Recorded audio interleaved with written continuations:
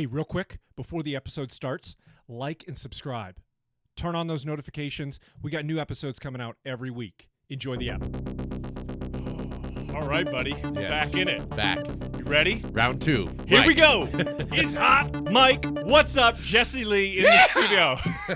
What's up, buddy? What's up, brother? Great to be back here. This is going to be a hell of an episode. Oh, I'm excited. I wonder what we're going to be talking about today. Oh, we're going to talk about Cowboy Hats and Pearl Snaps. Yeah. That's the name of this app. That's right. Oh, man. I feel like a bit of a poser, but you are a true blue cowboy. Well, I've ridden a horse a few times in my life, and my family are all both sides of my family came from farming, in Kansas. Okay.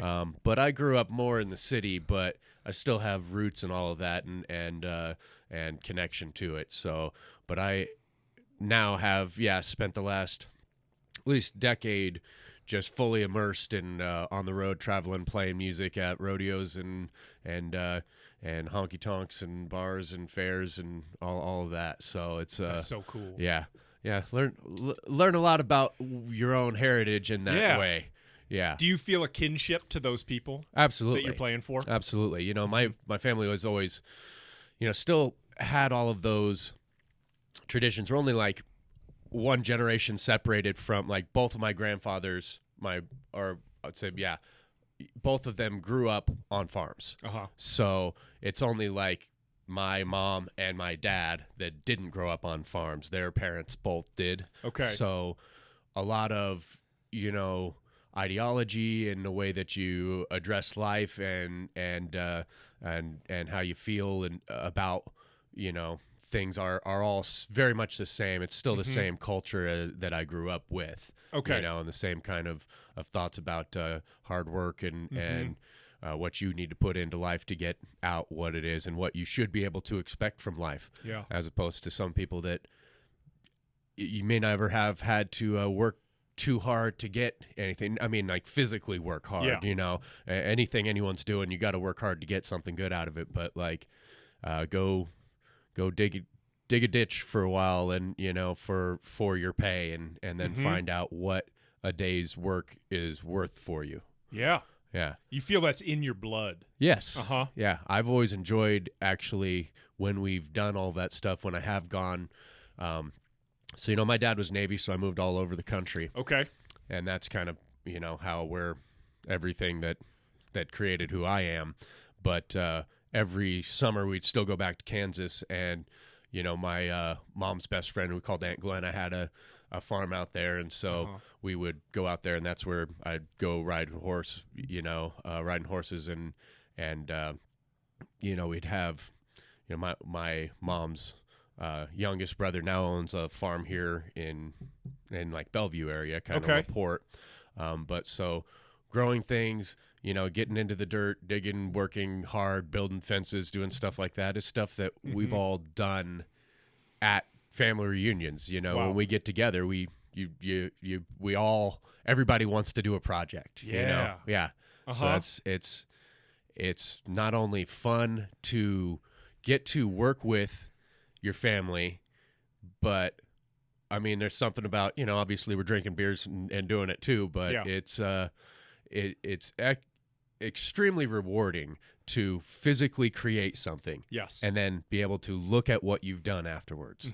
More than conceptually creating something, which is rewarding too, but like to actually literally from your sweat, you can measure how much work you did from the sweat and on your brow. Yes. Yeah. And it feels great. I love that. We love that. We love getting sweaty and rubbing it in your eyes, and it stings and it feels good because it hurts. Isn't that great seeing it on a hat where you can see where the salt it's just embedded into the brim of the hat. Absolutely. Like, that man has worked very hard while wearing that hat. Yeah. Yeah. So I've got great admiration for all the people that not just ranchers, farmers, but all blue collar society, because that's really based on all the same principles of that how hard you need to work and to be able to live with less than what a lot of people are used to, and to be happy with that, that's the toughest thing for me. I always want more. I always have to be driving for further. I need more on my plate. I need to find more to do. It's hard to just go, yeah, why can't I just be happy with just that? Yeah, I'm content. Yeah. Yeah, that's that is a good point. Yeah. I love the expression "salt of the earth." Salt of the earth. If somebody is salt of the earth, it's like, ooh, yeah, I'm interested in this person. This person probably has, values that I respect and admire. Yes, and that's generally the case. And sometimes some people can get a bad name, and in the West, they certainly weren't all virtuous folk.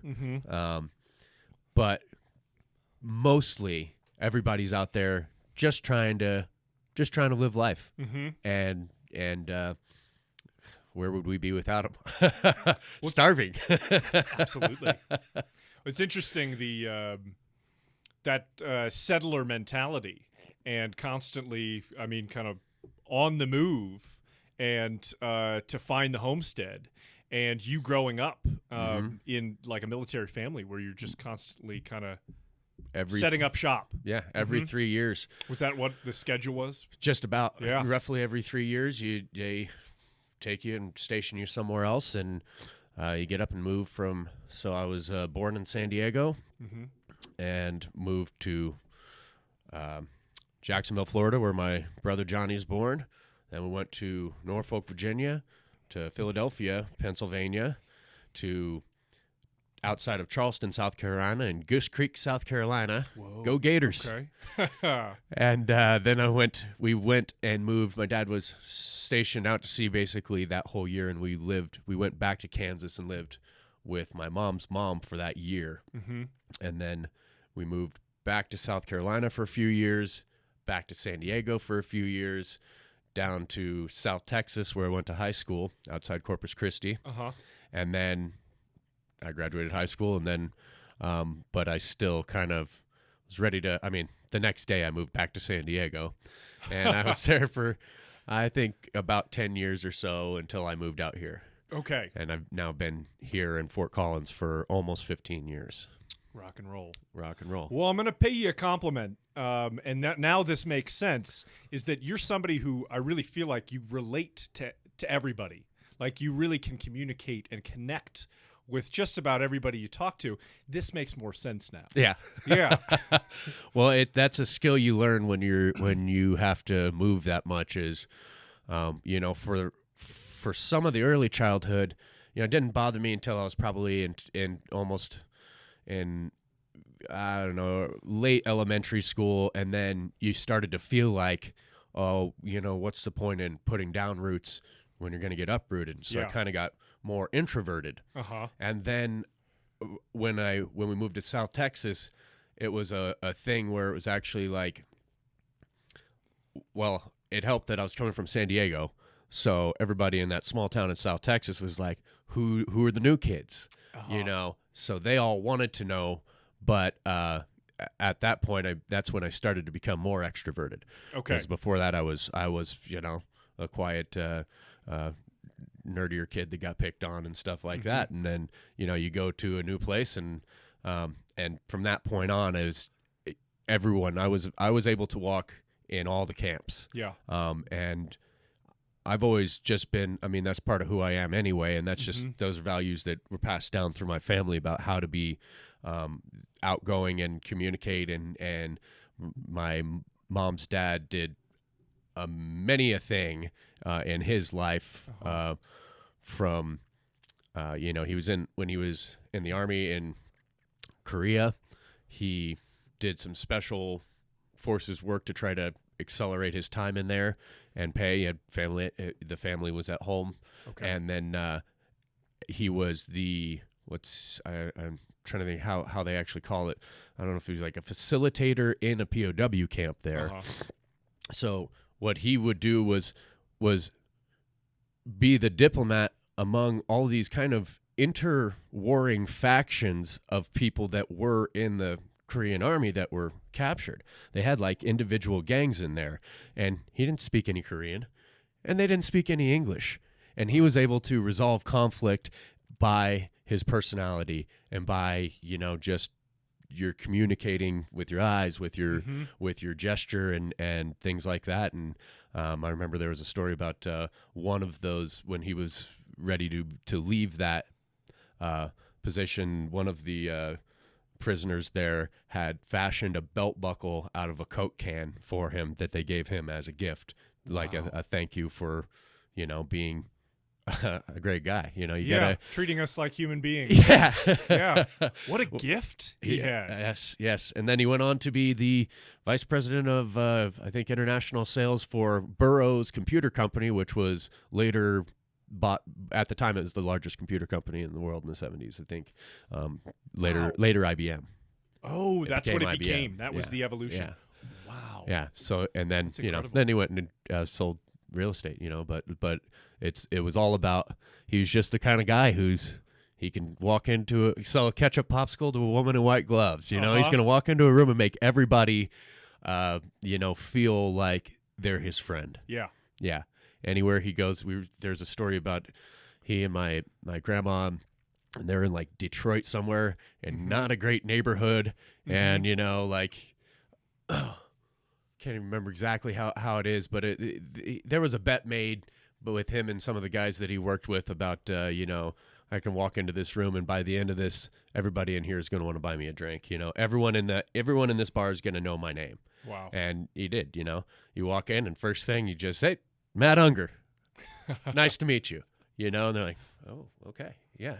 Which is a thing that's what my uncle Matt Unger. Also, I always loved. He absolutely owns that personality, and it's something you don't see as many people, even in these towns where it is still like the West or these are salt of the earth people. It's kind of a lost tradition to introduce yourself and to introduce yourself with your first and your last name. Yeah. Matt Unger, pleased to meet you. I go by Jesse Lee. That's because that's the name that I have. It's Hortenstein. It's the last name, and I don't leave that off for any shame. Just save it on print. Gotcha. Okay. It's easier to remember Lee. I like that. Jesse Lee. And it's pithy. That's my first and middle name, and cool. that's what the family always called me, Jesse Lee. Jesse Lee. Yeah. So, but yeah, I do that everywhere I go, and I just always every time I go to shake someone's hand for the first time, I can see my uncle or my grandfather in me doing that. Yeah. You look them in the eyes, Jesse Lee, nice to meet you. That's great. And people often will be caught off guard and go, oh yeah, I should say my last name too, shouldn't I? I should let you know who I actually am. I should introduce myself fully and properly. That's a good point. Yeah. Very, very rarely do people introduce themselves like that. Yeah. To give their full name. If even at all these days, there are more times than not where you can walk into a conversation and people all stand around in a group, and you can leave that group never having ever learned any of their names. Yeah, and that's true. It's very impersonal. It's kind of sad. It's really sad. Yeah, yeah. We've lost a lot of respect for just the general humanity of everyone, I think. But that's just a thing that's happened. Boy, I mean, you say that, and I've invited people on the podcast, and we've done a full podcast together, and then before they leave, I have to get their last name, right? Because I want to put it on the episode to promote them or what, and I'm like, I can't believe we've known each other for this long, and I'm not maybe solid years on your name. Maybe years. Yeah. Well, and I feel bad about it sometimes too. It's as a bartender, that happens more often than not. You know everybody like personally and well for maybe a decade, and not know their last name. Yeah, it's a weird feeling. Yeah, it's a very weird feeling. Like, I know a lot about you. I don't know your last name. And when I get to that point where so much time has passed and I still don't know that person's name, then it's far too embarrassing to ask. I'm so mad at myself when I let that happen. And it happens far less as I get older because the intention is there now. Right. Where it's like, boy, if I see it, if I'm like, God, once again, I can't remember this person's name. I got to own it. I can't just avoid them. Just be like, I'm sorry. I forgot your name. Right.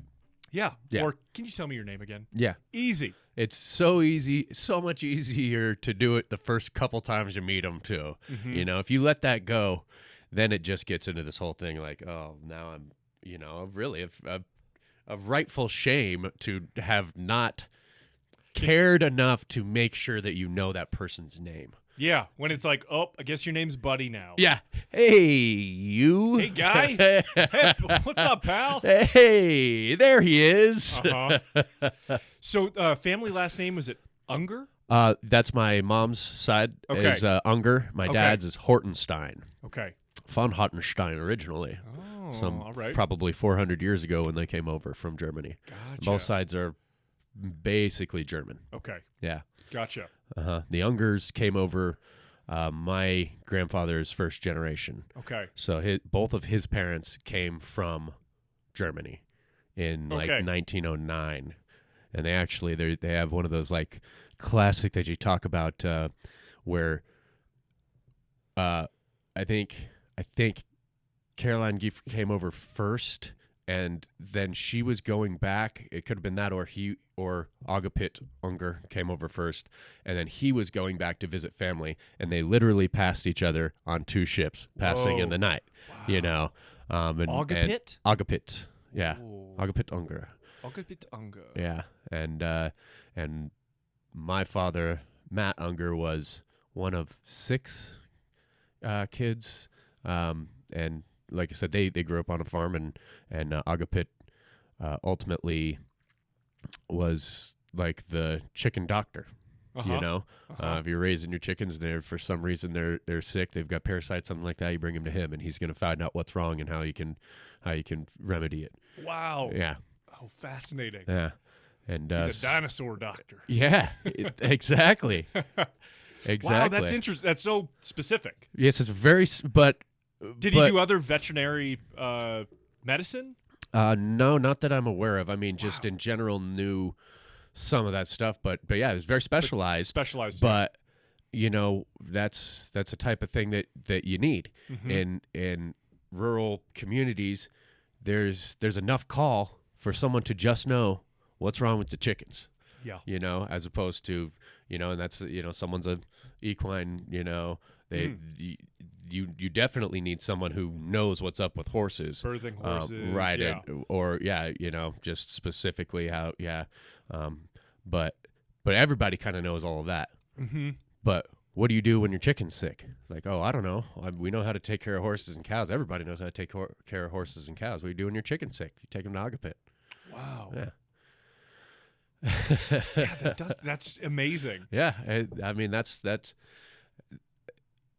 I'm sure that he had other specific trainings and talents but that is what was like what everybody in the family knows that's like what he was for the longest period of time, what he did, all when they were growing up, they're basically on a chicken farm and, hearing the grandma scaring my mom and her generation with the stories about swinging the chickens around their head to snap their neck. Ooh, wringing the neck. Which they never really did it like that. No. No, it was just a story that they told her. But it's something that's always stuck in our heads and been something passed down to us, and stories that we've heard and thought of and always think of. Wow. Yeah. Is the story that you grab it by the neck and grab then it you and crack it like a whip? Like over the top of your head. Yeah. That's how we got them. Yeah, we just break their necks like that. Like, well, no, they didn't do that. Yeah. They didn't do that. They cut their heads off, like anyone else does when they butcher a chicken. Yeah. Yeah, which is not a easy thing to do. I don't know if you've ever, taking the life of any animal, even if with respect for it, is not an easy thing to do. No. I think you can become desensitized to it. Yeah, once you've done it enough, it's part of a natural process for you. But certainly, that's what they talk about. Buck fever. It's my uncle's talking about when you actually raise that gun up and you're just about to. Yeah. Oh, sure. What inside that's something that's happening right there is. Yep. And you be thankful that nature's providing you with the sustenance that you need this way. But The first time I tried to butcher a chicken with my uncle on his farm here, now 15 years ago, and he offered for me to swing the axe, and I just couldn't do it at that time. I just couldn't do it, and I just held the chicken while he did it, and it's not as easy as you think it is. No. And you sure hope that you've sharpened that axe, because once you have to take 3 or 4 chops at it, it gets a little bit, just not fun. Yeah. That animal's in pain. Yeah. My brother Johnny had to. He was on a trip. The company that he worked for, who is Screwball. So Steve Yang. Shout out to Screwball Whiskey. Absolutely. Hopefully they'll be a sponsor of this podcast someday. I hope so. There'll be an Aspen here this week, so look for him if you're out there. Oh, hell yes. But Steve's father was a butcher, and I think he's from Cambodia. Originally, they're refugees here.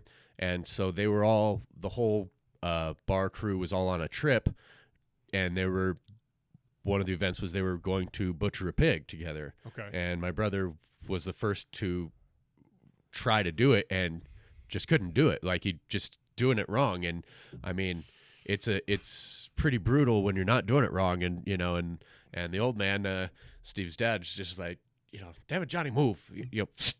Done. You need to get it done. Yep. You don't want the animal to suffer. Yep. And for many reasons, when the adrenaline kicks in on them when they're dying, if you miss your shot and you don't take them down quickly, the adrenaline kicks in, it'll ruin the meat.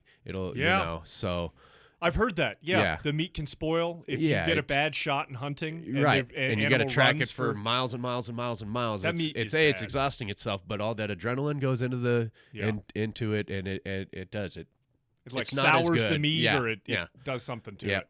Mm-hmm. So there's certainly an art to harvesting an animal, and a lot of people don't ever think about that. You're just happy to eat a hamburger. Truly, we are so disconnected from big our time meat. From our source of our food. What my Uncle Matt says is be an aware-atarian.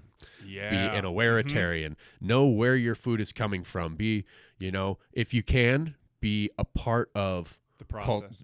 Cultivating it, of whether you're growing or harvesting any of your own vegetables, or if you can, hunt and harvest your own meat too. It's an important part of staying connected to the real world, staying grounded, and appreciating life more. Yeah. Yeah. I have a hobby of archery. Yeah.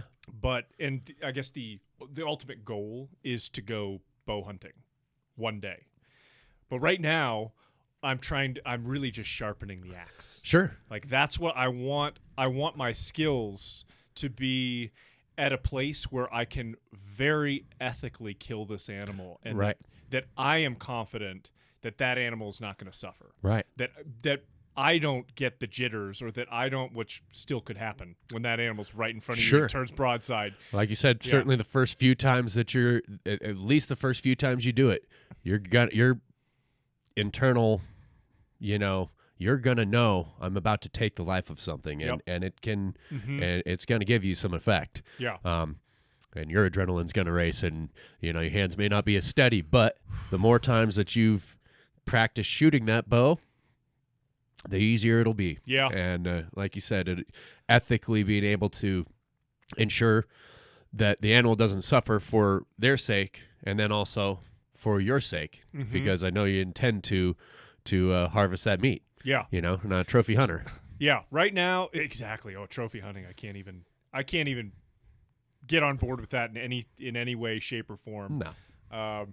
But so right now, sticking with targets, 3D targets. Yeah. It's just a fun hobby. But I see that as in the back of my head. That's where I want to get to. And my brother, he raised livestock and plans to again, where he raised hogs and chickens. And he's definitely gone through the slaughter. And he did the pigs. And really, he was raising I think he had about 15 hogs.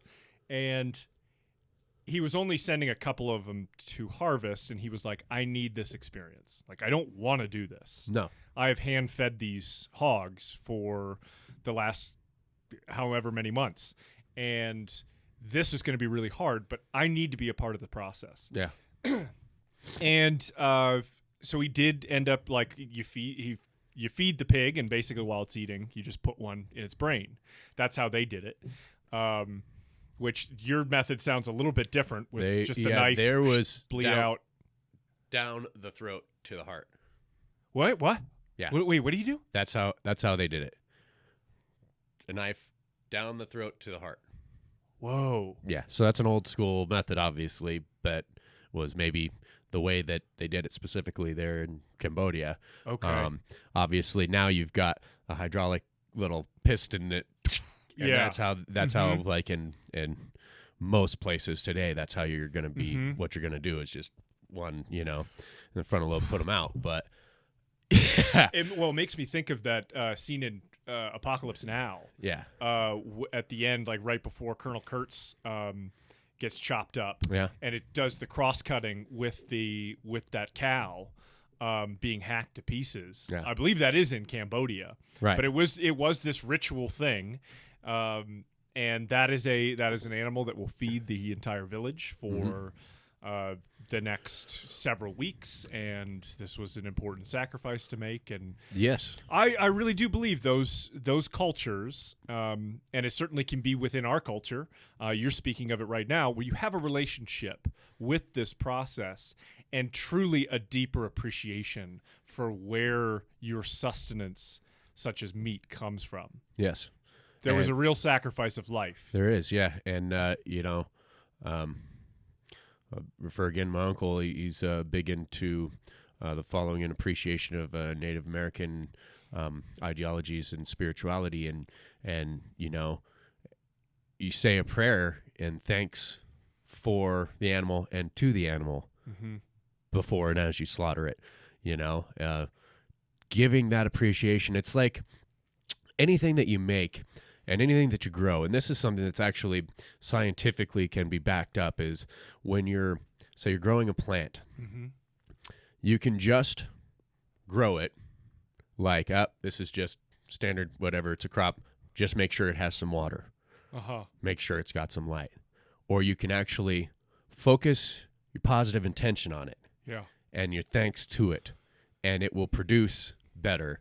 It will be sweeter corn or whatever it is if you are appreciating what you're making as you're making it. So there's I think that, spiritually speaking, there is a truth to that as far as with, the harvesting of livestock as well, is that, like something that it could be the best meat, but,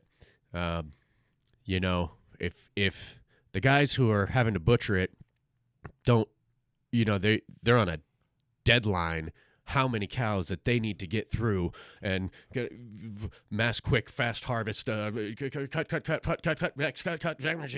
next. There's no appreciation for their process for them. That's a job, and they probably hate the job, but it pays them, so it's a job, so they take it. And not only is there risk of there's contamination that happens, all the meat that you're sold in the store is allowed X amount of feces in it. Yep. Why is that? Well, because the people who are mass harvesting these animals they're on a timeline, and every once in a while they accidentally cut the intestine open and it spills into it and just doesn't get washed away before it gets ground into ground beef or something. Yeah. So obviously the more love and appreciation you put into your process, the better product you're going to have. But I do think that that the plants I grow myself taste better to me than anything that I bought from somewhere else. Yep. And even if I buy it, from my uncle's farm there at Pond Mountain Produce, he puts all love and intention into everything that he's doing, and that's delicious food, as opposed to just massive acreage of lettuce being grown and harvested by some guys that are just having to do a job and don't really care about it. Yeah. You know what I mean? And when you're doing it on that scale, you can't put any appreciation into it either. You know, people when they were doing it 100 years ago appreciated it because they knew that they were not eating if they did not produce this food. Well, that's a good point. Yeah. Now it's like, oh, well, this is a job. I can still take my money from this job and go buy food at the supermarket. Yeah. You know, if what you grow is all you eat, that's going to be better, and you're gonna appreciate it and love it a lot more. Absolutely. Yeah. Yeah, I think made with love is something that shouldn't be overlooked. I mean, yes. And I like that you said spiritual because like that's how I feel it too. Like, and sitting down and breaking bread with people. Yeah. That kind of connection and community. There are a few things that are more spiritual than that. Is like eating together. Yes. This meal will keep us alive for the next few days. Yes. And we are so removed from a period when food was scarce. Like we have an overabundance right now that food waste it runs rampant. Oh, I can't stand it.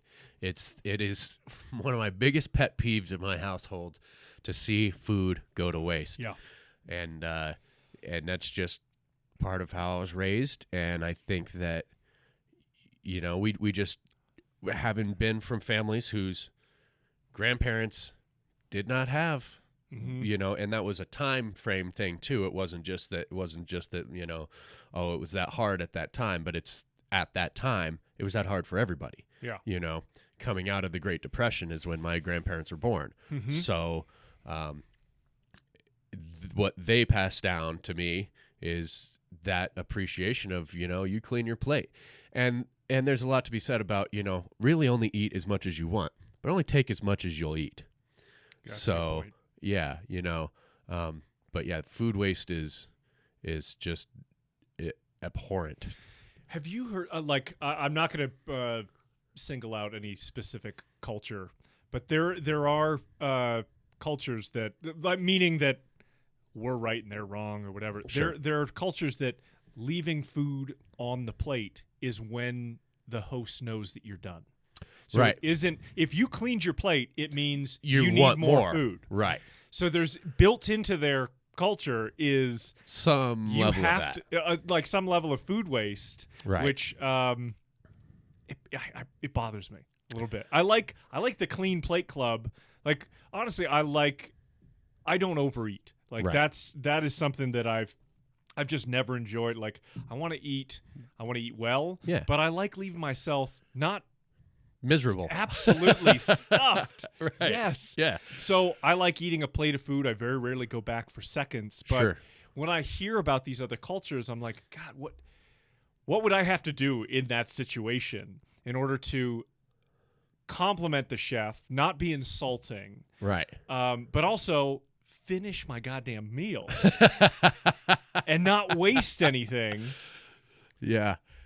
I don't know. And that's that was someone I remember being told that in a brew house in Germany, if you have that much beer left in your glass, that means you're waiting until they're going to bring you another one before you finish it.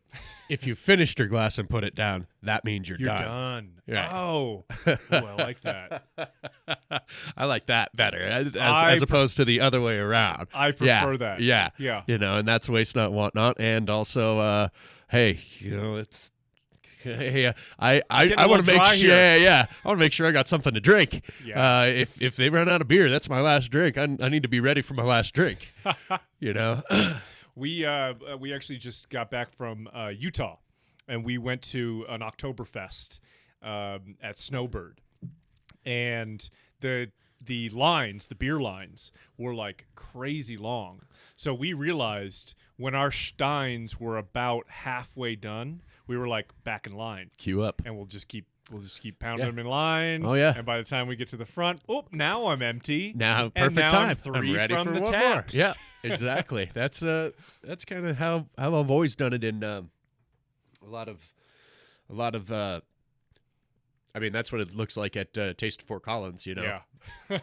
It's a lot of people Everybody, in line. you get in line, beer, you get with as many beer. beers as they let you have, and then you go back to the end of the 85-person long line because by the time you get to the front again, you're ready for another beer. Oh my God. I mean, you can still see the stage from the line, so That's hilarious. yeah. That's perfect. I guess it's what are you there for? So but for a lot of those events, that's part of the thing too. I want to go and I want to drink beers and catch a buzz, but you're still standing in line with people. You're still having is a congregation that's you're still talking. You're still having fun. You're still doing this. All this is going on. Yeah. For people who don't really drink or have only ever want 3 beers, they're gonna get 1 beer and it's gonna be nice and warm before they finish it. And they'll walk around and enjoy what they want out of it. But for the rest of us that have grown up since 1970, it's if you're going to a festival, you probably want a beer in your hand. And a cold one. Yes. Yeah. Have you ever heard of salting your beer? Yeah. Have you ever? Yeah. Oh, sure. Yeah, Grandpa likes to put salt in his beer. Yeah. So we've got my family is I am 3rd generation Irish American, and we still have a lot of family over in Ireland, and a few of them, cousins and such, have moved over to Boston, New York, areas like that. And we've gotten to meet them, interact with them. My brother's very close with one of my cousins, Niall. He's a good lad. And he and his friends, for one thing, their tradition is everyone buys a round. So you're not doing individual. It's it's my turn. I go up and I buy 6 beers for the table. And none of them sit back and just sip on a beer. Right. They wait till everyone's ready or until you're ready, and then they salt their beer. Yeah. Cuts all the foam down, and then they just chug it, and then it's okay. Who's getting the next one? Yeah. But that's just how they do it. I like it. Yeah. And I definitely like that's a communal thing of an older cultural time of as opposed to I'm buying my stuff, you buy your stuff. I'm not buying you anything. I don't know you anything. You don't know me anything. It's you're going to spend the same amount of money. Yeah. Everybody spend the same amount of money you're going to spend to buy everybody one beer. Get one round. And now you've just given everyone something as opposed to I just took care of mine, Yeah. It's a more loving and communal way of drinking.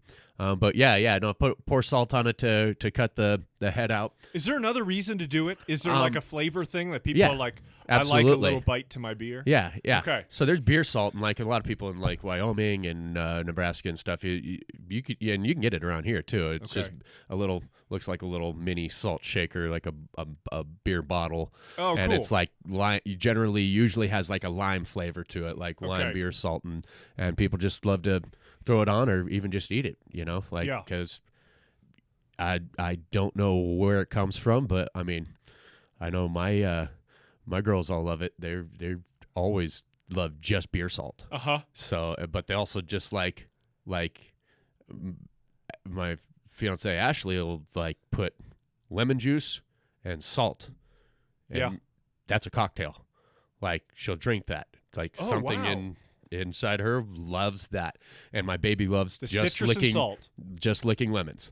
Wow. Yeah. But then you have a michelada. Michelada is it's kind of like making a Bloody Mary with a beer. Okay. Where you got tomato juice and lime and salt. Okay. Yeah, and that's maybe Worcestershire sauce or some other seasonings. But yeah, I think it's just I don't know, something about. Certainly when you sweat more, you're putting more salt out of you. That's true. Yeah. The salt to replenish that is really important. So I think maybe that just comes out of cultures that where people are outside working a lot more. Yeah. That's why they're supplementing regularly. There's traditionally supplementing salt into their diet. Wow, that's a good call. Yeah. Mm-hmm. Yeah. That's how you get animals too, with salt licks. Salt licks. Yeah.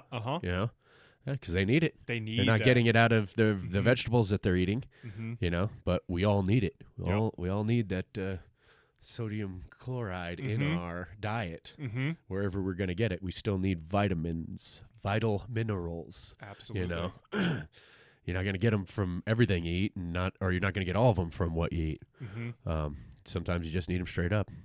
Yeah. But salt is one of those things that, when people go, "Oh, I can't have salt on my margarita," I'm like, can't or you don't want. Can't or There's, obviously you don't want too much salt in your diet, but you're not allergic to salt. But it's an essential mineral. There's not a human alive that is allergic to salt. No. You would not be alive. Exactly. Yeah.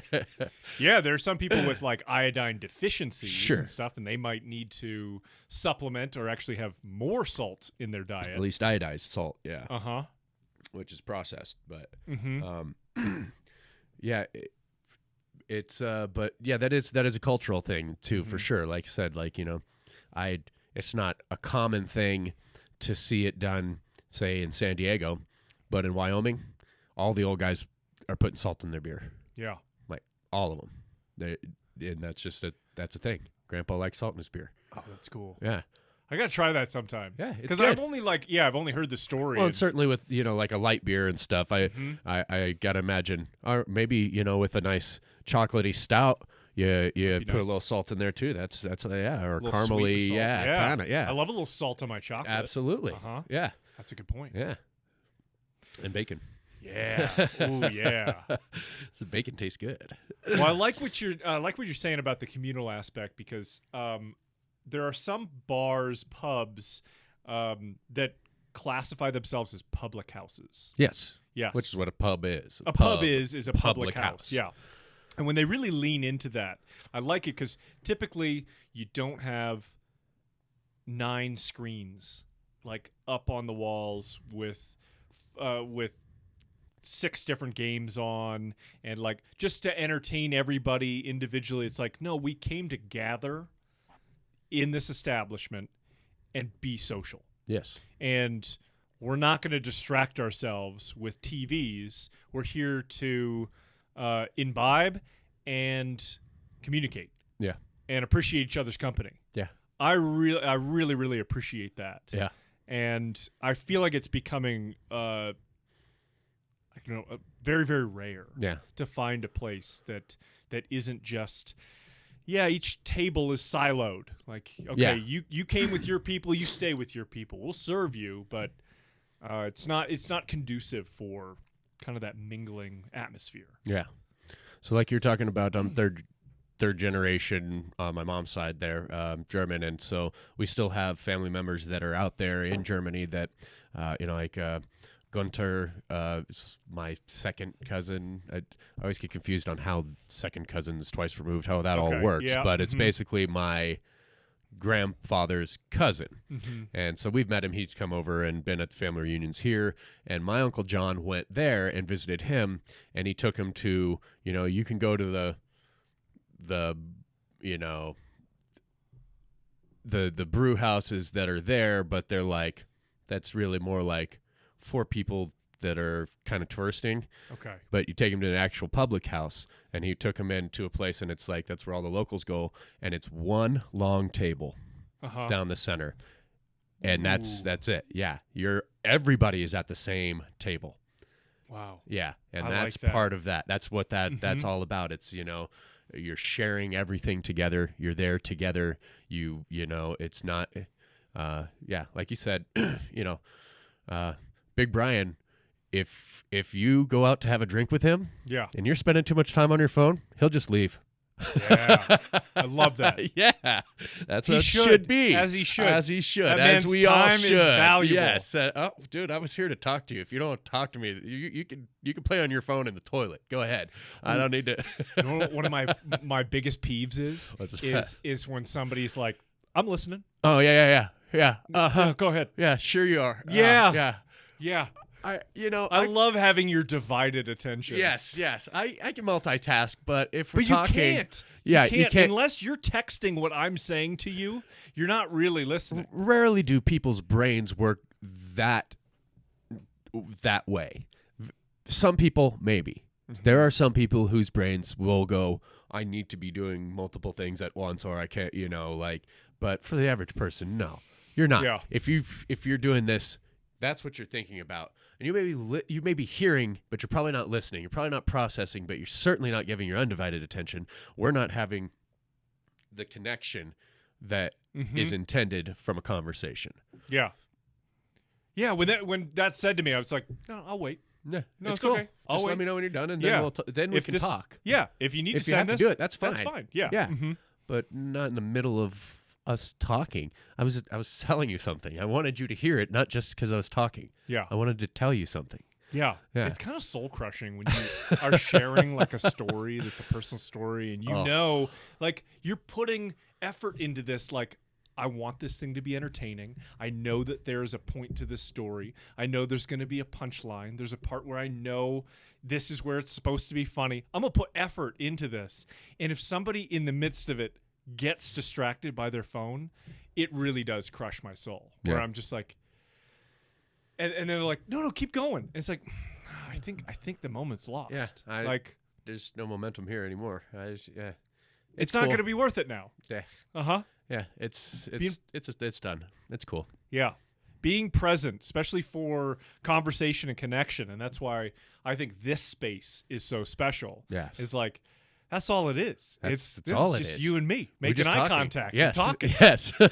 It's great. And I even like the first one, I was like, in preparation for it, I kind of like had been making notes and stuff, and then I was like, I'm not going to be referencing notes. I can do some research, but this is all about just us talking. Yeah. And that's where, hopefully I'm entertaining enough that I don't need to be able to reference points like I'm giving the news update. Exactly. I do understand that there are podcasts that are educational, and I actually really like them. When you hear a true expert on a subject speaking within their field and you are learning something, there's also another avenue for this medium, and it is entertainment. Yes. Through conversation and through interaction, and I love that you embrace that as well. Yes. Because I've made that mistake too, where I've got right next to me, I've got all my notes, and like, well, what am I going to do? I'm going to go. That's right. I wanted to tell you this, Jesse. Right. Like, there's nothing. That's not actually a conversation. No. If you're following a specific agenda, then it's not. You can go in and go, I definitely want to make sure that I tell them about these handful of stories. But you can't try to script life. Yeah. You're prepping a lecture. Yes. At that point. Yeah. Correct. Whereas what we're doing is, I mean, it's my favorite thing. It's dialogue. Yeah. It's a back and forth exchange. It's a dance. Yes, it is. Yeah. It's fun. It is fun, man. You're a great dancer. So are you, man. That's why I love having you on. Can you tell me about this hat you're wearing? Yeah. So I've got a Stetson. This is the Gambler. Nice. And this is my favorite of my hats. It's like that medium brim, the studded belt, the flat round crown. That's just the look that I like the best. It's the guitar player from Leonard Skinner. Nice. Who's a great guy.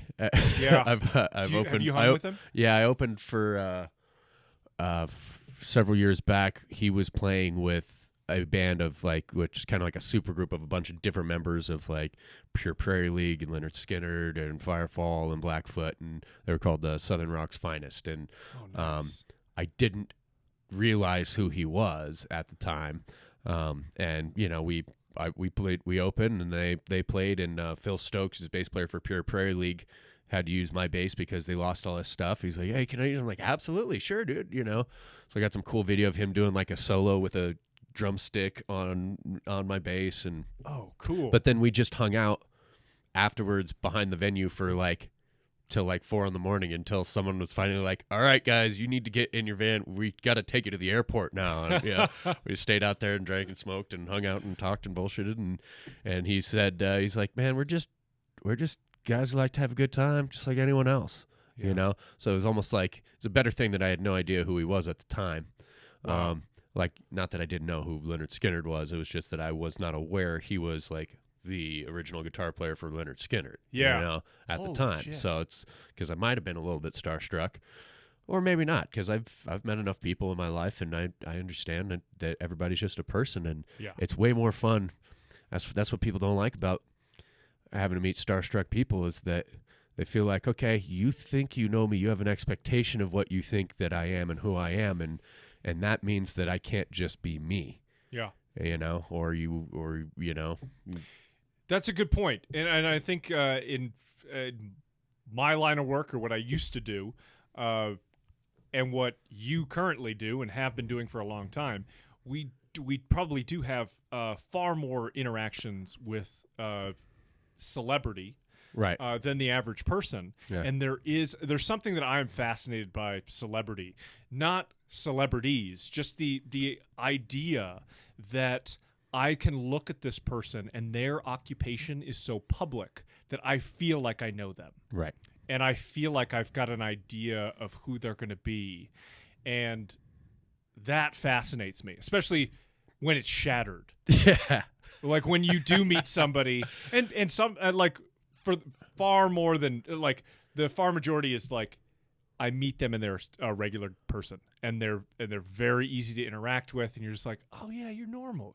I've just been seeing you for years and years. Right. Occasionally there's somebody who's caught up in their own fame, and then they're typically a bit of a nightmare. Right. But almost all of my celebrity interactions have been like really pleasant.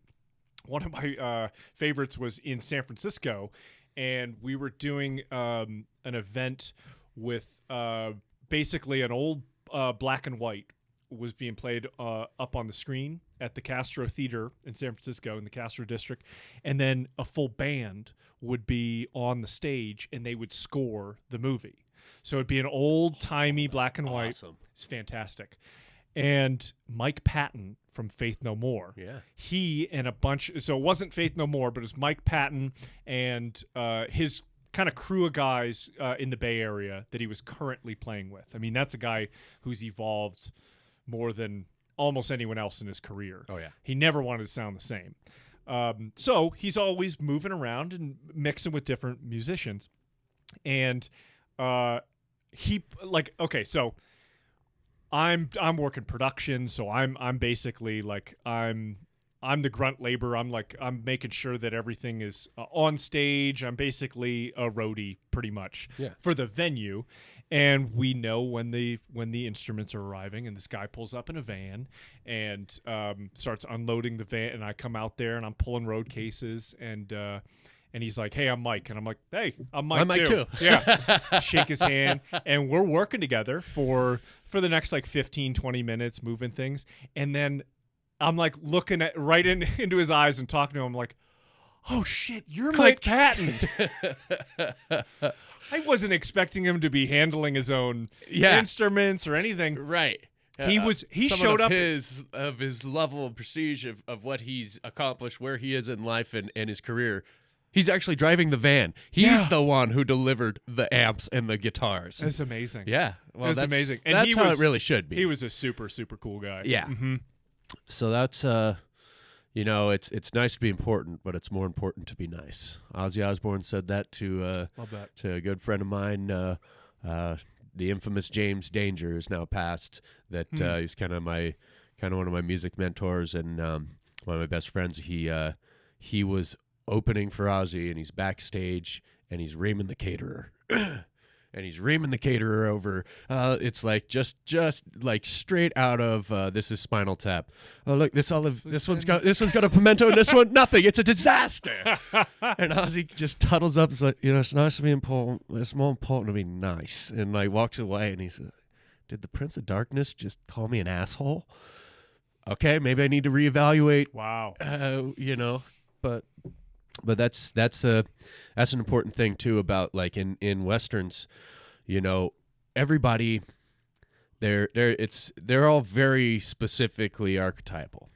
There's a hero who in a lot of cases is an actual anti-hero. Mm-hmm. Is like, for whatever reason, maybe he was a sheriff at one time, but then he's just kind of a drunk who sleeps in the back of the the Chinese man. Yeah, that's right. The Chinese man store over there, and but but still stands for what's right as long as the money's there. Because you still got to make a living. Yep.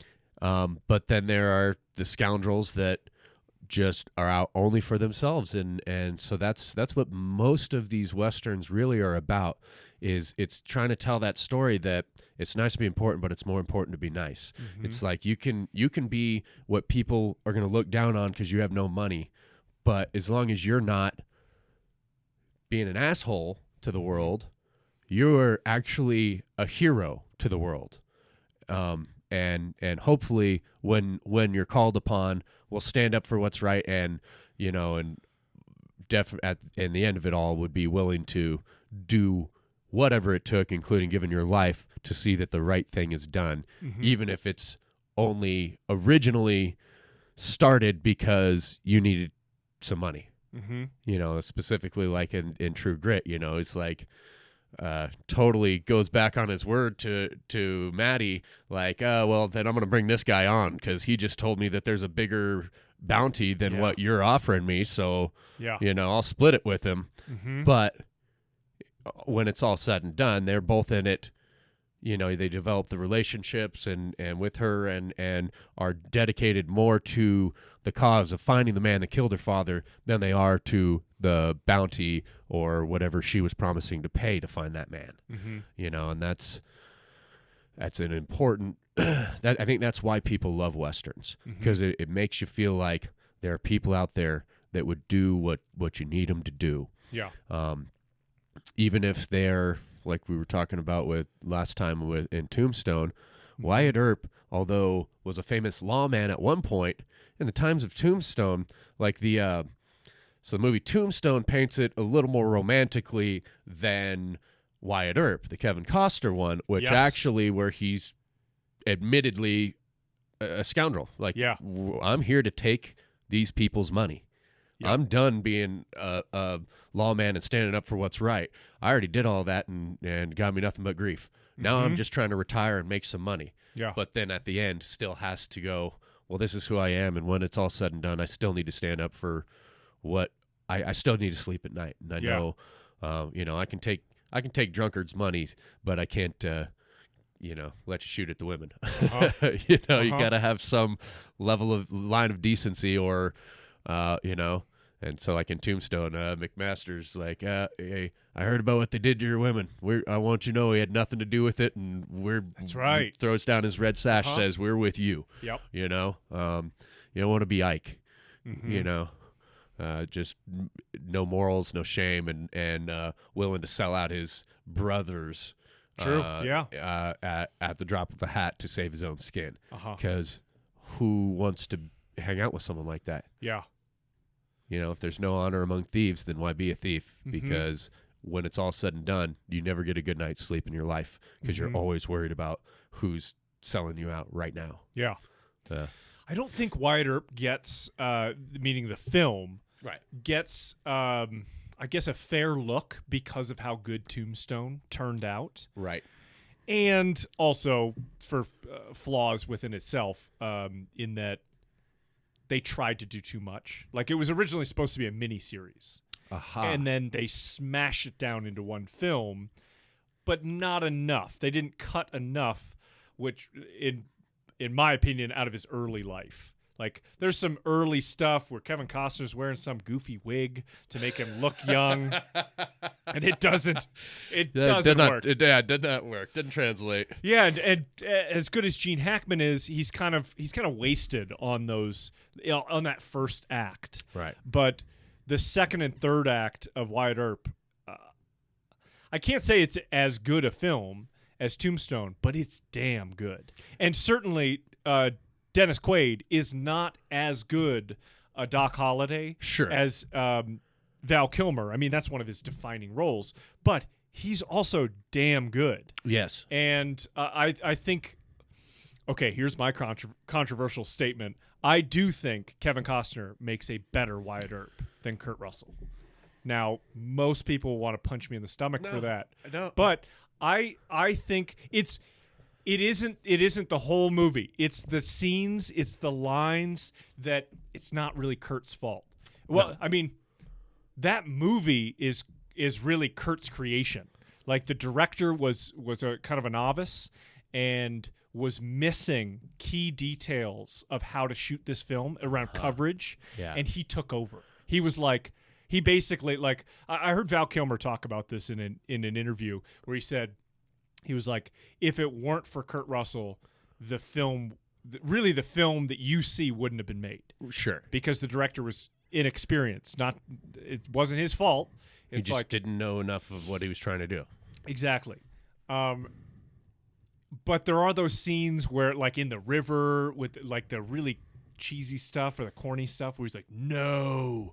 Yeah. Like that stuff still bugs me. That's still kind of weird. Whereas I think that Costner nailed the stoicism. Yes. That needed to be Wyatt Earp. Right. Like, and yeah, I mean, you look at the old black and white stills of Wyatt Earp and you're like, Jesus, that looks so much like Kevin Costner with a mustache. Yeah. Like and he just gets it. There's almost no emotion on Costner's face the entire arc of the movie. Right. Whereas like the whole, it's badass at the train station where Kurt Russell is like, you tell him hell's coming. I'm coming with him. Yes. Like I'm coming and hell's coming with me. Yeah. There you go. That's great. It's a badass line. It's such a cool scene, but it's emotional. Not real. Yeah, it's this emotional peaking that I felt like Kevin Costner did a better job in the role of Wyatt. I would agree with you there. I want to say that I think that in general, I still love Tombstone more than the movie Wyatt Earp. I agree. But I would say that Wyatt Earp is more of an accurate film where Tombstone is a commercial film. Mm-hmm. You know, there are all those things like you're saying where it's like this is written in because audiences are going to react to this way, not because it's important to make the story accurate. You know, like Wyatt Earp had the intention of it being more true to his life and about who the real man is, as opposed to being a movie that people are going to pay money to see. Yeah. And that's why it got less acclaim, because it wasn't trying to do the same thing. They had two different intents, really. Such a good point. Right. Mm-hmm. And but I still love Tombstone more and you know, not I agree. that Watchability, Tombstone wins every The entertainment value, just Tombstone straight standard times entertainment value of going to keep you entertained, keep you laughing, make you upset, you know, make you sad, make you feel angry and then vindicated. Yeah. You know, it's got all of those things that you need to make everyone go, that was so good. Val Kilmer's Doc Holliday is so quotable. I think Dennis I think what he was able to do in Wyatt Earp, what Dennis Quaid was able to do, was like he also. I mean, there's some quotable lines. They're not the same. They're not the same Southern gentleman, but there's a great it's the meeting of Wyatt and Doc, and so it's Kevin Costner and Dennis Quaid, and Dennis Quaid's kind of like looking him up and down, and they're not saying anything to each other, and he's like, Wyatt, do you believe in friendship? and right. No words. Yep. He just nods his head. He goes, do you have many friends? Nope. And he's like, I do believe you are my friend. I do believe. Yes, they make this connection that's really important. Yeah, me neither. But yeah, I think we did it. Which is done with Val Kilmer. Right, they do that in same a better thing. Way. Yeah. Well, he's like, Doc, what you doing out of bed? When he's or when he's dying, you know, that's when he tells him that I do believe Wyatt you are Earp my friend. He's like, Wyatt Earp is my friend. Right. He's like, hell, I got a lot of friends. Yeah. Well, I don't. Yeah. Well, I don't. Yeah. That's right. And honestly, I mean, how can you not love Sam Elliott, you know, and you know, everyone who's in Tombstone, I think all the brothers and their whole crew is just outstanding, and Booth Powers, you know, Such a good Ringo. Such a good villain. Not Ringo. Sorry, that's Michael Biehn. Yeah. That's well, Johnny Ringo. Johnny Ringo. Jesus. Wait, Johnny. Booth Powers is what's his character's name? He's the head of the Cowboys. Yeah. Why am I Billy? his name? No. What? Damn. Now I'm brain farting too. But my bad. I mean, he just does such a great job. He Powers gets, Booth. Yeah. Is that his name? Powers Booth. Booth Powers, I think. No, Powers Booth. I think it's Powers Booth. Slipping. I'm slipping in my age, man. I'm You're slipping not, in my man. age. You're good, man. Yeah, Powers Booth, yes. But he in so many films he just gets cast as this villain. He's such a great job of doing it. But in that one, I mean, he's ruthless, but it's just every single person there I think really does an amazing job of being what they're supposed to be in that, and but none better than Val Kilmer in that movie. Yeah. It's easily my favorite role of his, and I've been a fan of his for most anything he's ever done, even things that were not well received. I'm still like, oh yeah, I love Val. Yeah, it's incredible. It is my second favorite, more contemporary Western. The first being Lonesome Dove, which is the six-piece miniseries. Gus McCree, Robert Duvall. Yes. Yeah, shot me many a sassy bandit with nothing but my pistol. Yeah. Yeah. You need a howitzer? Nope. How do you like your water? I like it wet. I hope you like it cold, because I ain't got time to heat it up for you. Oh my God! Yeah, Augustus McCrae and Woodrow Augustus Call. McCrae, that's right. And man, that's just a little more real too. And they had more time to make this long story that they wanted to do with it, doing that 6-part series like that. But it's also like you watch it and it's enthralling. There's great dialogue. But you if you look at it for the whole of it, what is the story? It's like the story of any Western. It's just these people trying to survive and what they went through doing that. And it's the events that happen along the way that are what make it such a fantastic watch, and the relationships between everybody. But when you want to say, oh, what's the moral of this story? What moral? It's just about life. Life doesn't necessarily have a moral. Sometimes things just happen and you have to react in life, and you have to, maybe you should do what you think is right. But what is right in the grand scope? What's right for me may not be right for you. But that's what I find in a lot of Westerns. Like, some of it is, there's very specifically this is the story.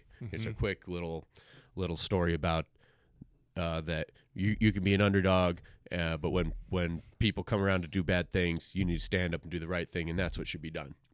Sure.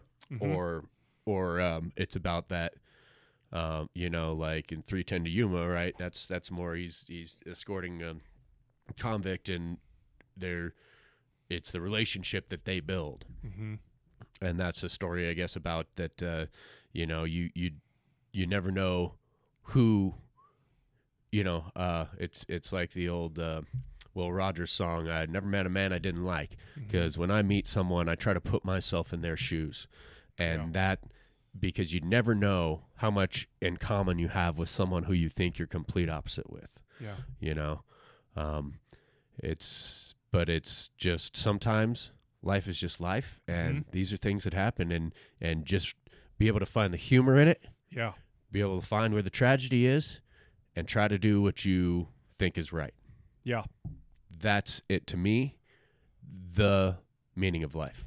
And I think that's what those stories are trying to tell. And that's why I think people love about Westerns. Absolutely. Is that we didn't know. People, even though, ironically, the average person back then may have had 5 times the vocabulary of the average person today, because since people couldn't be well educated in mass, it was so much more highly valued to be able to at least seem educated by having a large vocabulary, knowing how to use your words in so many different ways. That's what I love about the dialogue of, like, Deadwood, and you think of, like, reading all these old, like, you're watching history programs about the Civil War, and some 16-year-old kid is like, my dearest Victoria, and you're like, what kind of teenager talks like right. this? It's like that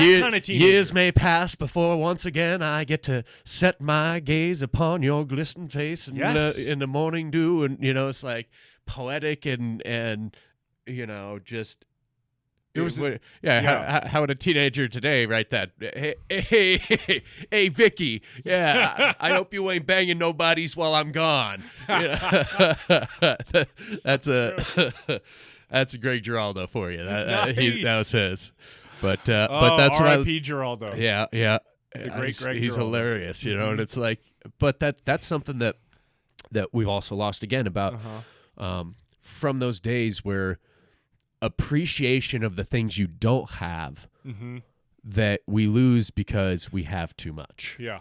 And so that's one thing that a lot of people don't know about that I've been able to see in the last 10 years of traveling all through really this Midwestern, northern mountainous kind of country area. I lived all through the South and east to west, and my family's from dead center Midwest, Topeka, Kansas, Hutchinson, Andale, nice. Wichita.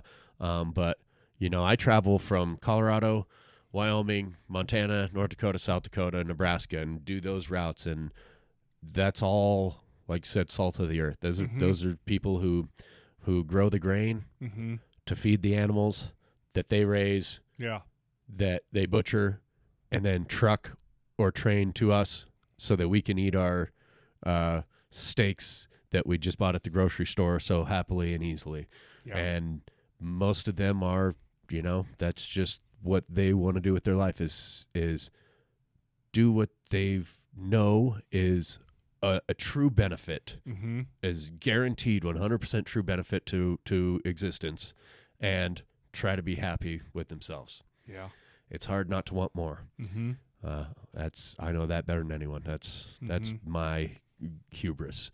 I always want something. I want bigger. I want better. I want to try for more. I need to take on a new project. I need to try to do this and that and that and that. But sometimes that's what the country actually is out there, and they may not have as much of what the emphasis was 100 years ago for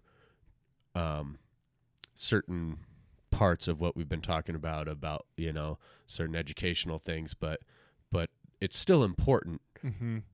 But I just kind of miss I just know that even still, they still have MTV. I think the kids ain't growing up watching MTV all day. They just also have to go raise and rope broncos or whatever they're doing, and get out there and do 10 hours of choring. We got chores. Yeah. Yeah. And more hands makes less work. Yes. So it's there are luxuries that a lot of us get to enjoy that a lot of us don't. And sometimes those luxuries are beneficial, and sometimes they're beneficial in a way that's where, like, liberal arts, high philosophies and things like that come from having liberty, from the time that you have. Where do all that come from in ancient Greece and Rome? Where mathematics and all that come from people who had the ability to not have to do any of that stuff because someone else is doing it. And so that's a balance of life. That's what we all need to understand, is that both sides need each other.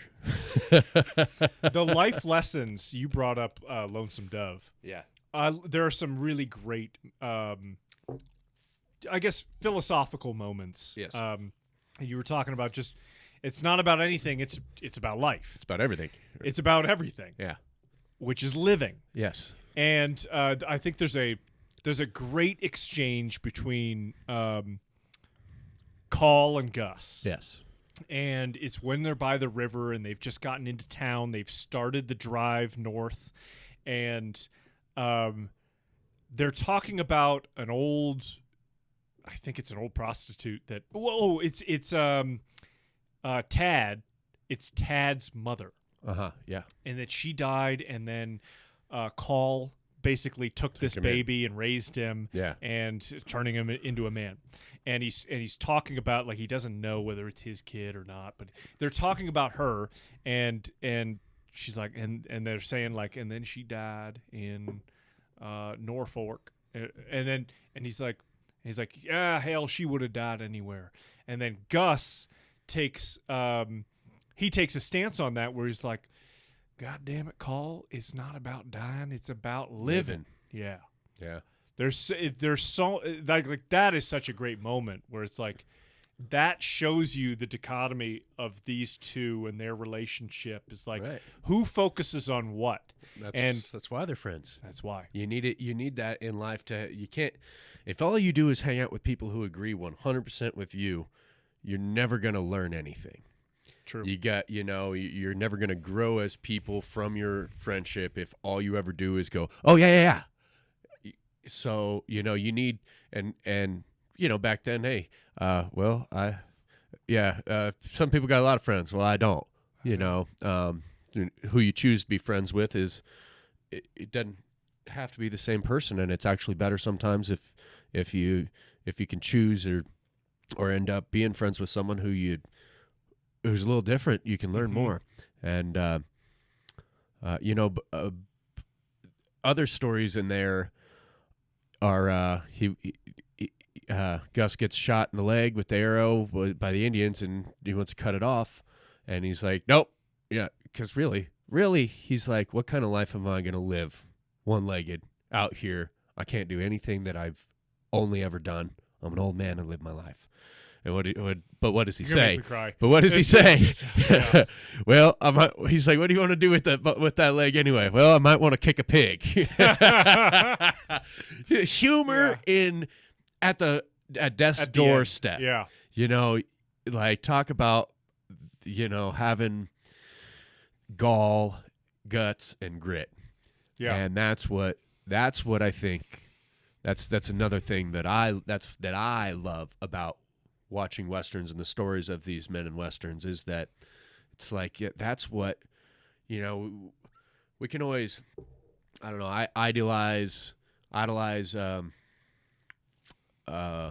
what's a man is supposed to be, but what is a human supposed to be? Really, let's take it out of that, pronoun game and just say, what should a person be like?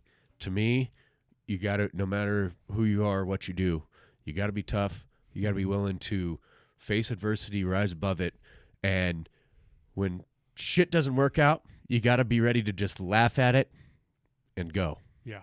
And that's what I hope I can do in my life.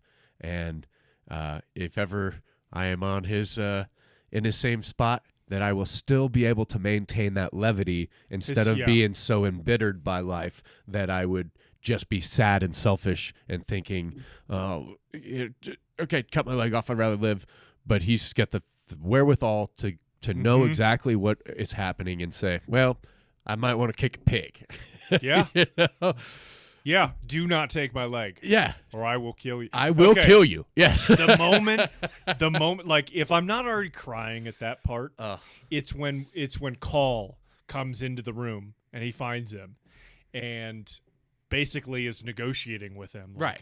That's that point. Yeah. You're at that point, and then he enters, and then he's trying to save his friend. He's like, I don't want to lose you. Right. And it's the exchange when he's like, my vanity will not allow it. And then when Call says, God damn your vanity. Yeah. That part, if I'm not crying already, that's when it happens. That's when the waterworks start. That's also right there in Tombstone when Wyatt, oh my God. ever you were my friend, yeah, you will get up and leave. Yeah. If he doesn't want to see his friend watch him die. Yeah. Let me live in your mind the way you knew me, not the way you see With me. strength, yeah. And then when Call like puts his hand on his friend's chest and he's like, Augustus. Yeah. Oh, I'm gonna cry right now. I'm gonna to divert so that I don't start sobbing. Cowboys can cry too. I heard it was like at a festival that Val Kilmer attended years ago when he was still relatively healthy. He was answering questions from the audience, and somebody said, "Hey, big fan of Tombstone." At the very end, when you look down at your boots and you laugh, And say, "I'll be damned." yeah. Isn't that funny? Isn't that funny? Yeah. He's like, what did that mean? And there wasn't any like long pause or like he was like, oh, or no, you just look down at his feet, like at his feet in stockings or whatever. He goes, oh, he's like, oh, well, I always thought that was you're supposed to die in your boots. Yeah. And that was honestly that was the reaction of the audience too. Everyone was he was like that was the moment that he was like, oh, isn't that funny? Like I didn't do this right. Irony. Yeah, just like I didn't think that's how it would happen. And I never he thought knew. he'd go out in a hail of gun smoke and glory, and not sickly and unable to breathe in a bed and by himself. Yeah. Surrounded by no one. He thought it'd be surrounded by everyone. The last thing that he saw was people gathered around. Thank you. Yeah. The last thing he saw was his toes, and shit. My boots aren't on. Well, isn't this funny? It is funny. It's irony. Yeah, it's a little bit. Okay, so your family name Unger. Yes.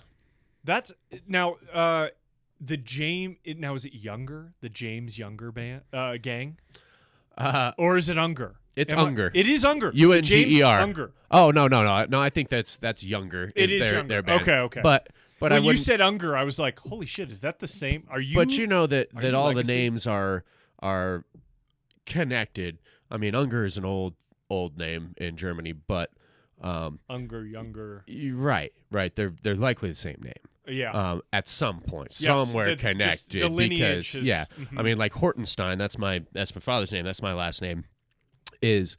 Was von Hottenstein. Okay, how did it become Hottenstein to Hortenstein? It got Americanized over a couple hundred years of people not knowing how the hell to spell it, and they still don't know how to. So it's Hortenstine. Okay. American phonetic Stine. Hortenstein. Everyone still goes Hortenstein. Like, dude, and that's not even how it was pronounced there. That's just how it was spelled and how you would pronounce it the way that it was spelled there. And it's like, apparently we changed our name for nothing. For nothing. Still should have been Hottenstein. Oh, man. Yeah. So we talked about Hombre. Yes. Were you able to see? I did. I watched Hombre? it. I watched it either last night or the night before last. Cool. And it was a great movie. It was the first time that I'd seen it, and it's. Can I? Okay, so Paul Newman, Take us there. 1967. Yeah. Same director that he worked with on HUD. So he did HUD. They did HUD together, and then a few years later, they did Hombre. It's a sleeper. I don't think many people know of this film, like from Paul Newman. It's a slow burn.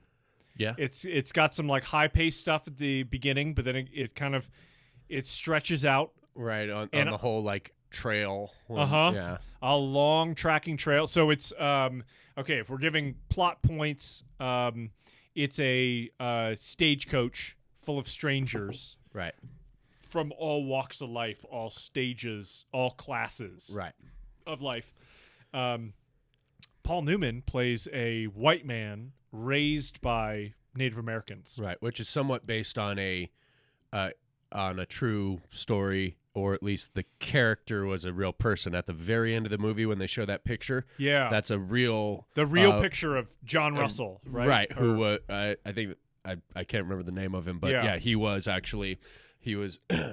taken in by Apache and assimilated into their culture, grew up with them, and then when Geronimo died, he was rescued against his will and brought back into white culture. But yeah, that's the idea of where the movie came from, I think, and then they just created a story, put a story around it. Right. Yeah. So they're basically hijacked as a stagecoach. A hostage or prisoner is taken from them, and then what they're doing is they're basically on the run as a band of. Well, and they're just trying to survive at survivors. That point. Yeah. Yeah. And he's, the only one who can save him, has the wherewithal or the guts, and the only one who hid a gun, really. And when you find out who actually set it up, it's like, oh, this villainous person that you'd already were intended to dislike, and Boone. Damn, you fool. Yeah. And he tries to rape whatever the young kid's wife, but she's the one flirting with him. Yeah. And then he's like, oh, it's a real man should take what he wants, huh? And like she throws her down, and she's like, no, like yeah. And he just laughs maniacally. Oh, he's scary. Yeah, he's so scary. And then you're like, oh, damn it! Of course it was him. So I want to know, like when I sent you, I was like, hey, check out Hombre. Yeah. When I tell people about Hombre, the way I want to know if you agree with this, it's a bias. So it's my favorite gunfight at the end of the movie, the final shootout. Right. It's my favorite gunfight in any, maybe not favorite, but it's the most realistic shootout that I've seen in cinema. So it's basically a standoff. They're like in the mine house, or yeah. Where he's like, "Did you bring me my money?" Yeah. And he's like, nope. Looks maybe like it just brought you my dirty underwear. My dirty laundry. My dirty laundry. Oh shit, he did. He's like, pass it over. He's like, all right, see for yourself. And that's Paul Newman. Paul Newman is delivering the money. Right. Himself. Really, himself. Instead of the husband of the woman who is being left to die, tied to out in the sun, who was really the whole reason that they got hijacked anyway. Yeah, like it's all based. All the bad thing that happened here was because of this guy, and he still won't. He'd already run away from the party earlier.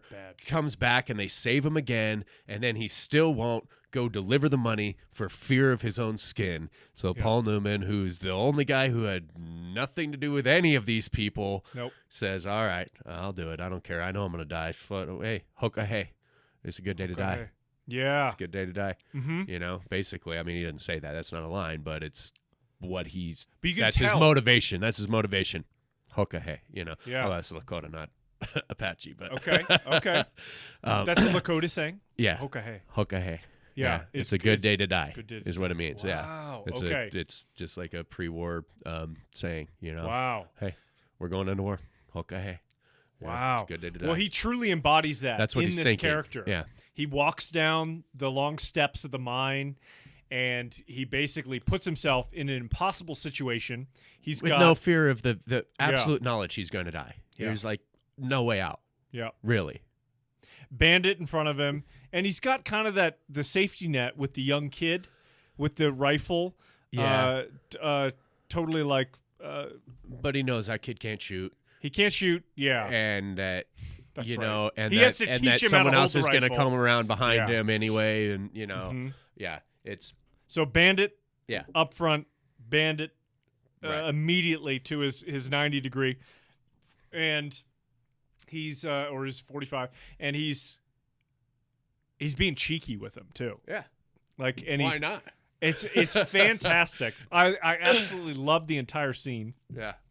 He tosses him the bags, and the saddlebags. They really are filled with the dirty laundry, or with the laundry. Yeah. I mean, it's almost like Walter, where it's like, it's my laundry, the whites. The whites. Dirty undies, dude. he Switched the chucks- ringer for the ringer. It's amazing. And so this guy opens it up and he sees that he's telling the truth. Right. It's like, you don't actually have my money. I just released my hostage to you. Right. And now I've got nothing but you standing in front of me, and you're completely squared off like, oh no, we're going to party. Like you and me, we're going to dance. Yeah. And it's Paul Newman at his, I mean, he's so stoic. He's just those like steely blue steely eyes. Ugh. Hot. Hot. He's hot. And he goes, and then he's like, the bandit, he's like, what do you suppose hell's gonna look like? And super cool as a cucumber, Paul Newman's like, everybody dies, just a question of when. Yeah. And then he just draws on him. Yeah. And it's this very quick 5 seconds, bang, bang, bang, bang, bang, bang, bang. And all three of them are dead, including Newman. Yeah. It's my favorite gunfight in a Western because of how the realism in the late 60s. Right. Like, we weren't seeing a gunfight like this where it really felt real. Like, everyone died when they should have. There were no, I mean, maybe a bullet missed or two, but like everybody hit their target because they were so close to each other, and they all fucking died. That's what would have happened too, and it's not like True Grit where, okay, the one-eyed fat man on the horse is going to take out all 6 of these guys. No. I aim to kill you in 1 minute. Or have you hanged in for, or, whichever you prefer. Well, that's a lot of talk for a one-eyed fat man. But, that movie, again, that's about the Wyatt Earp versus Tombstone thing, in True Grit. The movie was made to be entertaining and make you root for someone who is going to come out on top, even though he was an underdog at the bottom. And whereas in Hombre, it's just trying to say that this, again, things happen. This is life. This is how do you deal when circumstances arise? What do you do? How are you going to deal with it? And he didn't care when the what was his name? Who was like the villainous in Hombre? Comes in and bullies the soldier out of his ticket on the coach. Yeah. And what's her name? Who owned the house that Hombre inherited and sold? Yeah. She's like, you could have done something. He's like, why? Why would I? Why would I do that? Why? I don't care. I have nothing to do with that. But through the course of being with those people, he needed to survive, but he also is like, after he shoots the one guy, the last guy out, he just takes off up the hill, and they're like, hey, wait, why didn't you wait for us? He's like, why would I? Yeah. Why would I? Like, I'm, if you're going to follow me, if you want to follow me. I'm no good to you dead. Yeah. Yeah. All right. Follow me. I'm going to do what needs to be done. Yeah. If you value your skin, you're going to try and stay right on my tail and do exactly what I tell you to do. But I don't really care about you. But at the end of it, he still just does what he thinks is the only thing to do. Not even that it's necessarily what he thinks is the right thing to do. Just it's like, well, no one else is going to do it, and it's got to get done. Sure, I'll go do it. I mean, and so that's the end of the movie, right? He dies. What happens to those other 5 people that are stranded out in the middle of nowhere that really have, other than skills? Other than one of them, have no skills and no knowledge of the terrain or the road home. Well, that's a good question. Yeah. The movie does It's end. really irrelevant to the story because the story is about him, not about them. It's about his journey, about his life, about what's happened to him. And, who cares? They didn't care. Yeah. None of them did shit. He did it all, so fuck him. Yeah. What about the title? Why is it called Hombre? Hombre. Well, they were the Tres Hombres at the Tres beginning. Hombres. It was him and his 2 Apache brothers that were riders. And so that's how he was known to Mendez, who ran the trading post there, that they were gathering horses for, who ran a coach. And so Thank you for the reminder. he called him Hombre all the way through the movie. Yeah. Yeah. which is why he's hombre. Mm-hmm. Yeah, they're the tres hombres. Mm-hmm. Yeah, but it's there's a lot of like identity touched on there. Oh, he was a white man. He's an Apache. They're all called hombre. Like, really, where does he live? What does he do? Who is he? Mm-hmm. When the guys come in in Mendez's post at the beginning and start messing with his Apache brothers, and he comes over and fucks them up. Like, it's like, yeah. Mendez even was like, don't get involved, man. What are you doing? Like, you got to learn to be a white man. Yeah. Because you're going to get way farther being a white man than you are being an Apache or an hombre. Mm-hmm. And he's like, no, these are my family. Mm-hmm. And there's a lot to that, and it is a common theme, like you said, in Lonesome Dove, where orphan children being raised by someone else, and then in a very tragic way in There Will Be Blood. Ooh.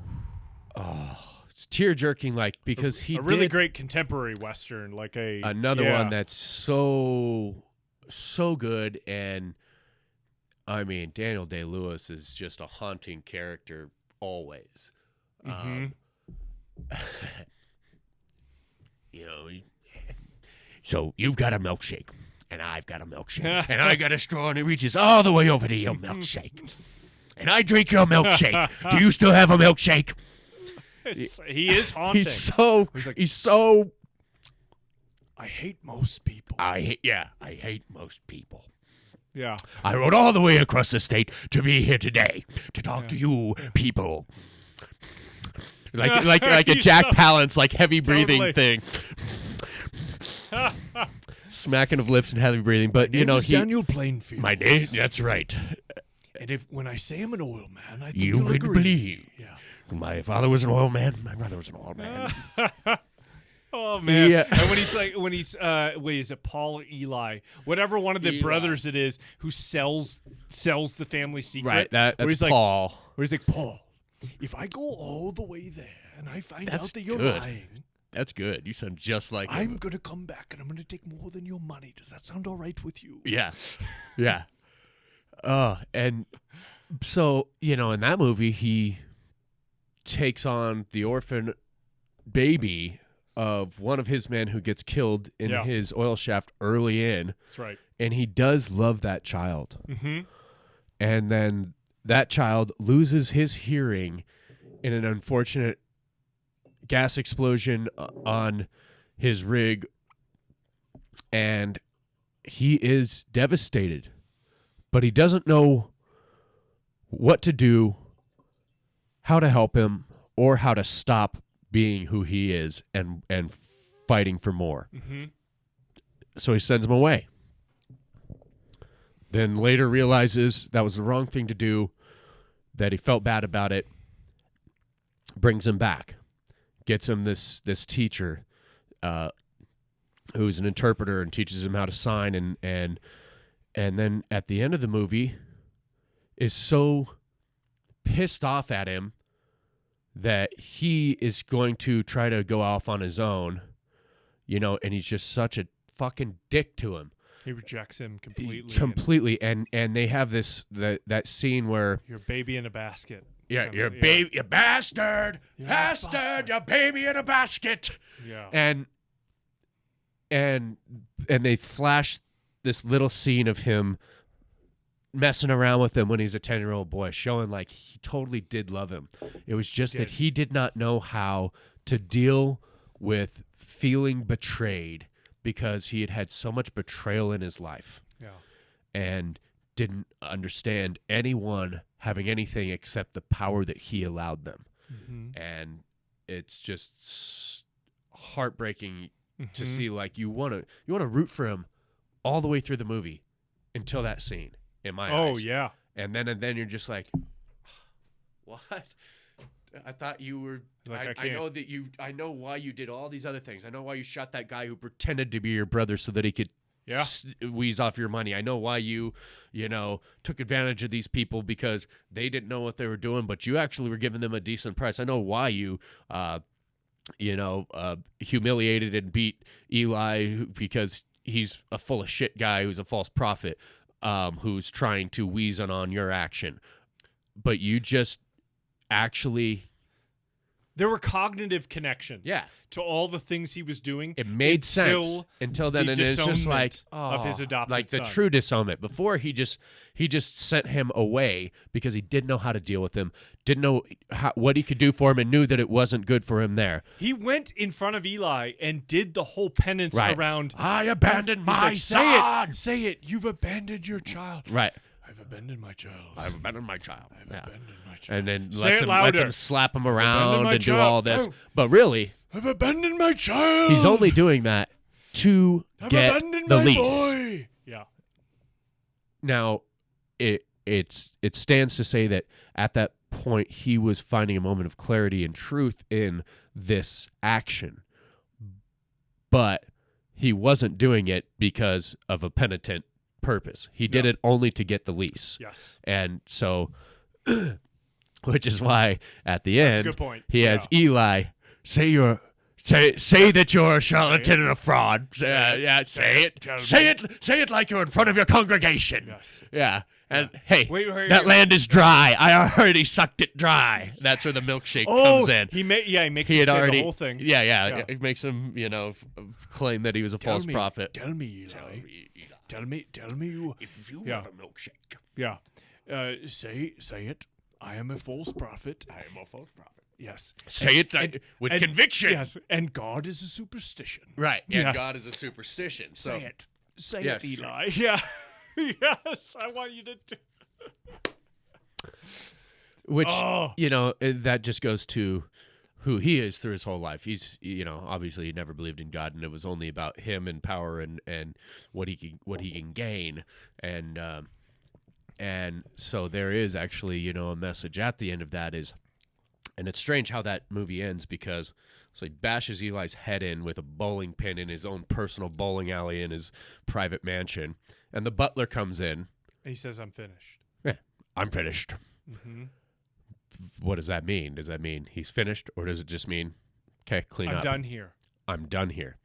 So, or, I mean, at that point, Eli is like a famous minister, and certainly people knew he was going to see him.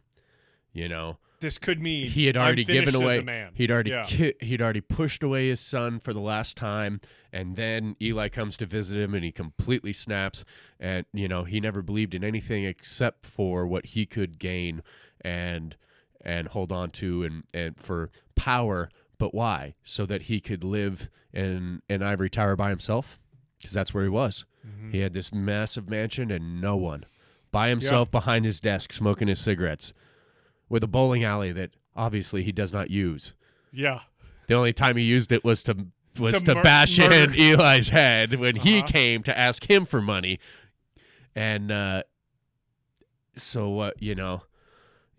think there's probably some suggested meaning behind all of that, and about the chasing of money, and you need to, like, who really won in that. The only person who came out in any way on top was his deaf son, because he gained a truth of himself and the power to make a choice to take what he's learned and better himself. Mm-hmm. And you get the feeling that he will do it with more, temperance and respect than what his father did. Yeah. And, says, all right, fine, call me baby in a basket, bastard, whatever, and all right. I just wanted to let you know, because I love you. Mm-hmm. Time to walk away now. Mm-hmm. And everyone else in the movie loses. Mm-hmm. Everyone. Yeah. That one, I watched it. To prep for this over the last couple weeks, I've watched a whole bunch of different Westerns. That one I watched like 3 times. Oh, fantastic. I love it so much. When I watched it last night, and it touches my soul each and every time. It's crazy that you take the journey, like the first act, you take the journey into the first 25 minutes, and there's no dialogue. I mean, it's a complete tip of the hat to Kubrick, with 2001: A Space Odyssey, where it's like you are a visual storyteller. Yeah, you're gonna do this, and he tells one of the most incredible. It's awesome. You first see acts. it all, and you don't have to hear a word. Yeah, and it's not until you hear Daniel Plainfield's voice come through, it's almost like it is narration, but it's his speech to a town. Right. Where he's talking about, I have wells here and I have wells there. And I do believe when I tell you I'm an oil man, you will believe me. Nice. Or, yeah. Traveled all the way across the state to be here today to talk to you people. Yeah. And then the whole town erupts and they're booing him and they don't want anything to do. And he gets up and he leaves and he's like, it's just me and my son HW. Yeah. And then they leave, they beeline out and they're like, please, Mr. Actually, Plainfield, don't go. stay. Don't go. He's like, oh. Yeah. Yeah, and then he's like, I wouldn't stay here and build the mine if you paid me. Or it's like, yeah. And he does that a couple times. Then whoever it is comes, like Standard Oil comes to try to buy it out for him, or some one of Standard's competitors, I guess, and they insult him by saying, "Hey, you could take your money and make a fine life for you and your son." It was right after he'd sent his son away. Don't you tell me what to do with my family. I'll show you. Yeah, like I will show you what you've done wrong. And said no. He was ready to make a deal with them. He was making a he had already accepted one of their deals, and then he said that, hey, know what you're saying. Don't talk about my family. Yeah. And he will that quick. If you say the wrong thing, bro, right here. I've got 2 guns, one for each of you. He would not think twice. Not think twice to just go, oh, you had your chance. Fuck off.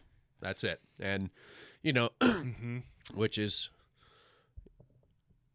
it's admirable, and also everybody can see that it's a foolish trait to be that proud, because even though in each of those cases, he won that battle, it was that same extreme pride that caused him to lose his son at the end. And basically the rest of everything, the only thing he really had other than money. Yeah, truly. Yeah, because now he doesn't even have an heir.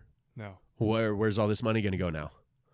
Like, he was hoping his son would take over his business, ideally, probably. Oh, that's a good point. And oh my God, then he wants to go off on his own. Oh, and man. So you're going to be my competitor. Wow. Right. Yeah, you're right. And he's like, it's not like that. I just need to do something on my own. Yeah. Oh, I can't understand that because I did everything already. Why? Why would you need to do it on your own? It's that issue of life. Yeah. Well, we're talking about life here, which is everything. everything. That's what Westerns are about, is life. Yeah. Yeah, everything. You chose your life, and now you're putting it on me. Yeah. Now I have to continue your life? Right. Well, it's both my grandfathers decided that they would do something different than what their fathers did. Mm-hmm. While Matt Unger went off and did these other things, joined the Army and did these things during the war, and then became the sales for Burroughs Computer Company, and then real estate in Chicago. Daniel Lee Hortenstein did a similar thing, but he sold off when he was about 18 years old, somewhere around there. His brothers, he had a fierce love for fast cars, fast women, and whiskey get you messed up real fast. It's a tradition that my brother and I kind of have carried on, I think. He sold his interest in the farm to his brothers, and he did service in the military and did some counterintelligence work, and I believe he did a lot of other things in life and raised a family, but there's certainly a lot of people that feel that, just because my family's been doing this for generations, especially come mid-century, last century, there's so much more opportunity that I'm aware of now. how can I just do what they've done? Mm-hmm. I could do more. There are so many other things I can explore, so many things, and that's part of too. Not that I had a kind of legacy to follow. My dad being in the military, even though the majority of my family on both sides have been in the military at some point or another, certainly on my dad's side, that I was never going to join the military. Yeah. And he was plenty proud that of what I've done and chosen to do in life and create a career as a musician. But so many people are just like, you got to branch off, you got to do something else, and Mm-hmm. and it's an important thing to appreciate your own individuality. Mm-hmm. But it is also nice to see with the people that I meet who have been, like Randy Berghart, who's one of the guys I play with currently the most, and he grew up out in South Dakota in a farmhouse that his grandpa built and on land that his dad owned, and they own like most of this mountain, and you farm and you ranch and you do these Mm-hmm. things, and you rope and you ride, and it's a whole life, and it's nice to see traditions passed on as well as Yeah. it is to see people branch out and try new things. Agreed. Yeah, Yeah, that's important. it is. Let's end there. I think that's about as good as it Jesse, can get. Cheers, my Let's brother. down it. That's Here we right. go. Jesse, that was a fantastic conversation. Well, thank you. I love talking I love with you, it, man. I love being here. You're my guy. Thank you, brother. You're so much fun. So much fun. All right. I have such a blast Dude. hanging out with you. Thank Can't you. wait to do it again. I look forward to it. This has been Hot Mike. We're out.